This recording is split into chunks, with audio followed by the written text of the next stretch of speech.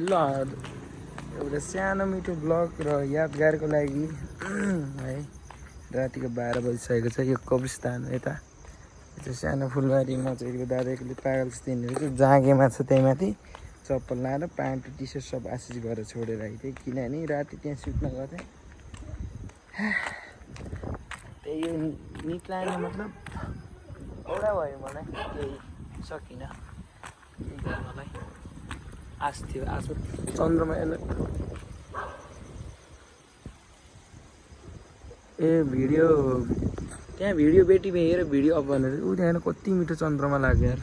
त्यही नै हो, अब के भन्न सक्छु र न। मेरो फेस हेर्न भन्दा नि यहाँ फेसवाले पनि लाइट गरी आउँदैछ, त्यही भएर आइज सन्चोस।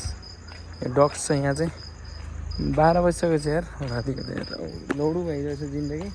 त्यही दादा फेरि एक्लै बाटा बौला जस्तो हिँडेको, त्यही के बौलाउने भन्ने। अब जिन्दगी नै मरिसकेछ यार। मात्र त नभुक्यौँ त्यही नि। अब बाटा राति हिँड्छ दादा,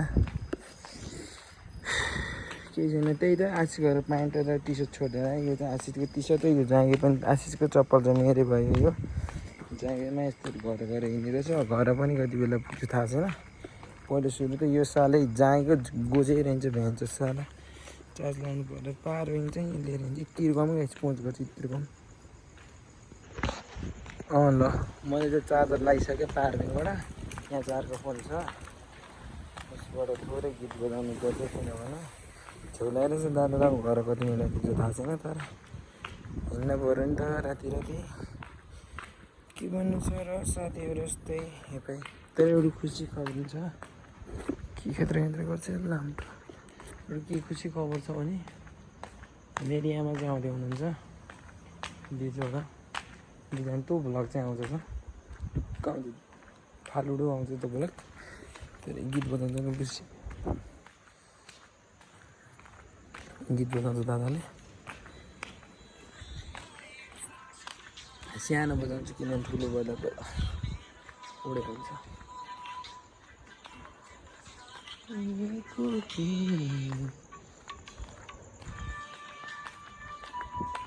नै भन्नु छ र, यस्तोसम्म पुगेँ कि म, यतिसम्म भयो कि मलाई यस्तो बुझेँ मैले। इच्छा औडै नै भयो औडै। त्यसमा सुत्ने मान्छे त होइन यतिखेर 12 बजीसम्म त। त्यही पनि पागल जस्तो जाँगेमा एक्लै यस्तो टी सर्ट लगाएर एक्लै हिँडेको छु राति 12 बजी। त्यही पनि भन्न मन छैन, भन्दिनँ। तर कुकुर पनि सब भुकिरहेछ यार मलाई देखेर। मलाई के भूत मानेछ क्या सालो, के भन्नु यार। जिन्दगी नै यस्तै छ यार। के छ ल आइज। डक्सहरू चाहिँ राति बाटा सुतिरहेका छन्। आइज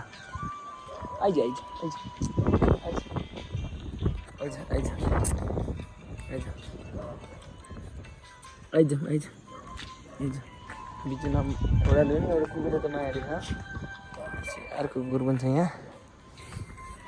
ए अर्को कुकुर पनि बिचमा यिनीहरूलाई पनि यार बस्न मन त लागेन रातभरि होइन। बिचनालाई कस्तो के गर्ने यार। बिचनालाई रातभरि यस्तो बाहिर बस्छन्। बिचना यिनीहरूको लाइफ हो। अब यिनीहरूलाई अब हिजो कसैले गरे पनि हुन्थ्यो। हेरेर पनि कसले गर्छ अब भन्छ खातेपाते कुकुर भन्छ। तर यिनीहरूले पनि अरे हेर कस्तो मिठो। आइज त्यही त यिनीहरूको पनि मन हुन्छ, यिनीहरूमा हुन्छ। आइज यस्तो छ नि कुकुरहरू, यस्तो छ। नगर न तार साले उज्जामा ए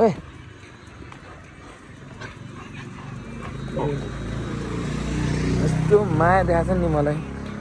यो अर्को पनि आयो दुइटा पनि आयो। नगर न हेर न कति धेरै कुकुर छ नि। एउटा भए त हुन्थ्यो नि। 8-9वटा छ नि, 8-9वटा कुकुर छ नि यहाँ। सबजना हिँडेछन्, सबजना दादाको पछाडि। तर सही हो, टेन्सन नगएको नानी। एउटा गएर सबलाई छोडेर गइदिनुहोस् है। इनोसेंट साथमा मेरे मत भी ओए मैं कसम फोकस ही बोले ना दे यार के भयो फोकस आएन मेरो त के भयो लौडु भयो क्या कस्तो फोकस नहीं भयो त मेरो ढुकामै चिर्कम त के भयो यार मेरो त फोकसै गयो यार लाइटको त यार फोन पनि के भयो चुत भयो क्या भ्यान्छ त्यहाँ कुकुरहरू सब आइरहेको थिए खै एक्कासी लाइटै मऱ्यो खै के हो अब देखिँदा पनि देखिन्न होला अनुहार पनि यसबाट पाल्छु है म यहाँ छ कुकुरहरू यहाँ छ कुकुरहरू अझै पछि आइरहेको छ मेरो त त्यो खै के भयो यार उल्टो भयो क्या फोकसै आउट भयो के चार्ज दिएर चार्ज पनि छैन खै के फोकस त आउनु न त्यस्तो फोन पनि अब त्यस्तै छ मेरो त्यस्तो दादाको हुनु छ हन्टिङ प्लेस बुटोल भनेर दादाले राख्छ रातिको 12 बजे भनेर त्यही नै हो आशिष घर गएको थिएँ आशिष घर गएर दादा फर्क्यो त्यही छोटो मिठो त्यहीँदेखि यहीँसम्म आएको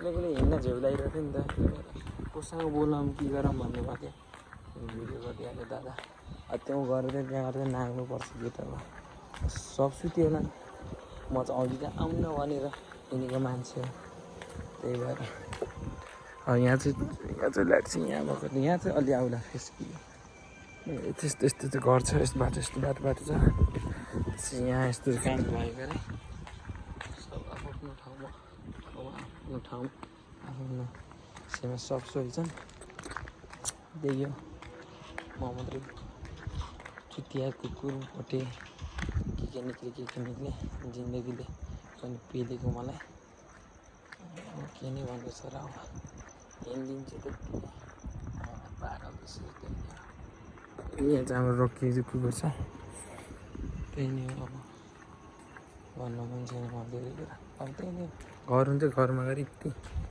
भन्नु पर्ला सुत्दिन्छु दादा घर गएर पढ्छु त्यही यहाँ आइसकेको छु म त्यही नै मैले गर्छु हावा पनि डह्रो लाग्छ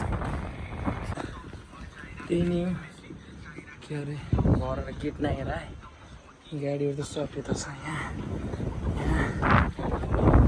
सुत्छ दादा एउटा भयो यार दिदी ओए म त आएँ जिउला पछि बत्ती बाल्छ यार बत्ती बालेन त्यही नै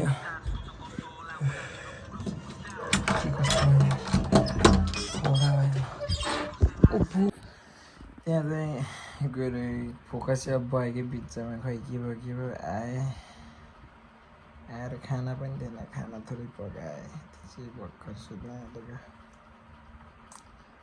1 बजे छ अहिले कति 1:30 कति बज्छ होला त्यस्तै भएर त के भन्ने यतिकै एउटा लाएर ब्लग बनाएको थिएँ केही पनि छैन सब ठिकठाक चिनमा अब सुत्दिन्छ दादा पिसाब भन्छ अब दादालाई केही भन्नु सक्दैन किनभने एउटा जेउला छ केही गर्नु भन्छन् खै के लाइफ त एउटा धिन्दु मुन्दु हुने रहेछ क्या आजबे दादाले फेरि भिडियो गरिरहन्छ सब गर्छ अब छिट आउट